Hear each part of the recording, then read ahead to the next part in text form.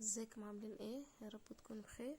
تعالي هنا هقولك ازاي تعمل مكرونه باسهل طريقه وباسهل المكونات. مكوناتها يعني في كل بيت هتلاقيها.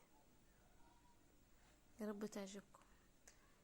اللي مش مشترك معي في القناه ياريت يشترك ويضغط علامه الجرس عشان يوصلكم كل جديد.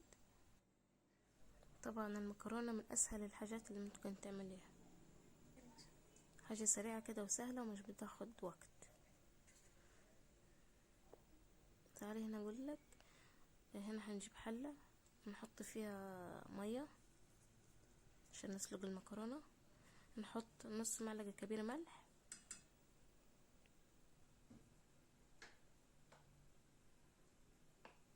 طبعا انا هقولك على المقادير وعلى حسب ما انت هتعمل كيلو نص كيلو براحتك يعني. هنحط معلقه زيت ومعلقه تانية زيت برضو عشان ما تعجنش وما تمسكش في بعضيها. بس كده نحركهم ونغطيهم لغايه لما يغلي. اهي غليت الميه. هنجيب كيلو مكرونه سباكيتي. مش عايزه سباكيتي عادي، ممكن تجيبي خواتم مكرونه قلم، اي مكرونه يعني هتنفع، بس احنا بنحب الاسباجيتي فبنعملها على طول بالاسباجيتي. نحط المكرونه اهو.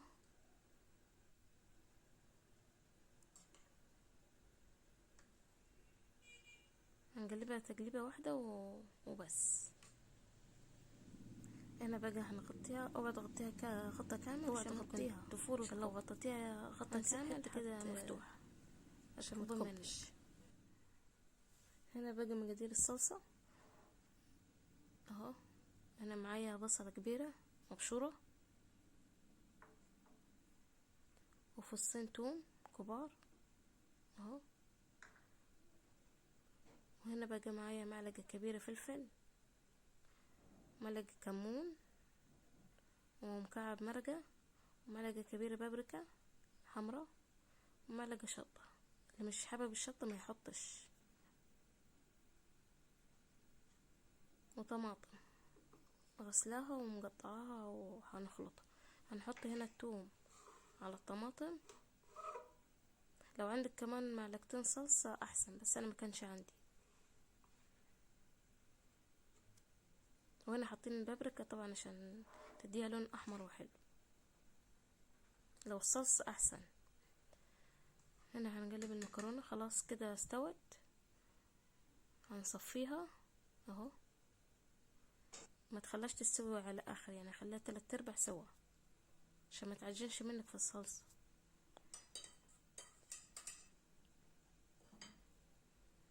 اهو. يا ريت لو وصلتوا معايا هنا لغايه هنا في الفيديو تضغطوا لايك.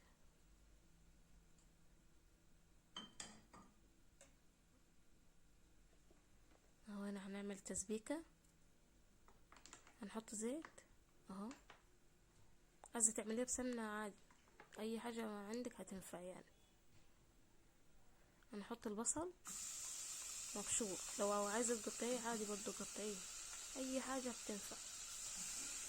انا بقولك على الطريقه وانتي زي ما انتي تعمل يعني اهو.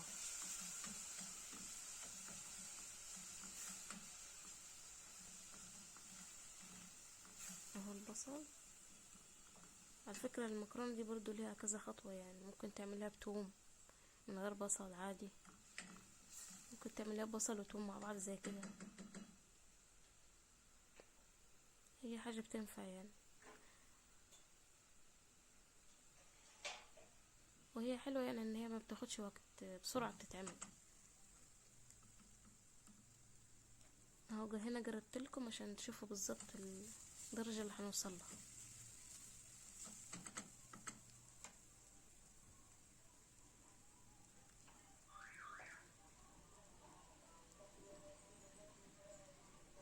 هنحط معلقه صغيره سكر عشان يكرمل معاكي ويدي طعم حلو في الصلصه، متبقاش حادقه يعني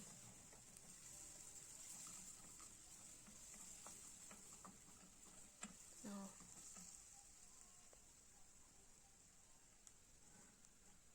جماعة لو عايزيني اعمل اي حاجة انتوا عايزينها ابعتولي في الكومنتات وان شاء الله نعملها مع بعض، واضغطوا لايك عشان ترفعوا الفيديو.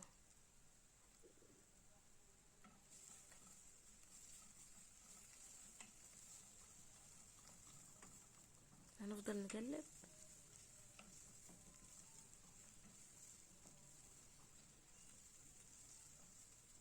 خلي ايدك فيها عشان لو سبتيها ممكن في لحظة تلاقيها اتحرقت.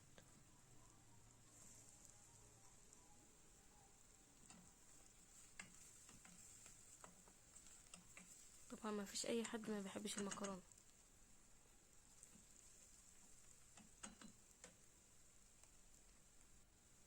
ما فيش اي اكل في البيت اعملي مكرونة، قومي اعملي مكرونة 10 دقايق وهتلاقيك خلصتي.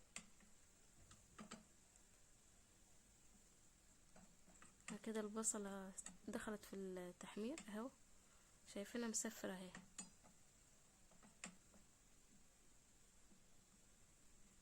اهو كده خلاص، ما تخليهاش تحمر خالص، تغمق عشان هتمرر منك الصلصة. اهو صفرت اهو خلاص. نحط بقى ايه صلصة الطماطم اهو. دول معايا 2.5 كوب طماطم. لو ما عندك صلصة كمان احسن، بس انا مكانش عندي. نحط بقى التوابل كلها، الفلفل والكمون والبابريكا والشطة والمرقة. نقلب تقليبة وخلاص كده، هنغطيها نسيبها تستوي براحتها.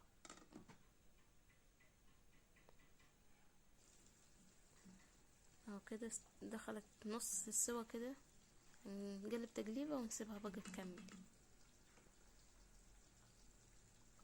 هتعرفين من فين انها استوت؟ هتلاقي المية كده العايمة على الوش اتبخرت، ما بقاش فيها مية من فوق كده استوت. هستنى هوريكم اهو، بصوا ما بقاش فيه مية، بقت كلها صلصة وبس. المية كلها اتبخرت. هنحط بقى المكرونة على الصلصة اهو. طبعا زي ما قلت لك مش عايزة سباجيتي اعمل اي مكرونة تانية مش مشكلة.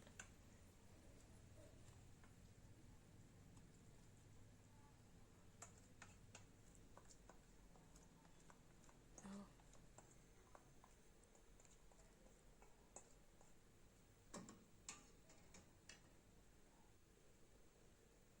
يا ريت اللي مش عندي على القناة يضغط اشتراك ويفعل الجرس عشان يوصل لكم كل جديد ان شاء الله.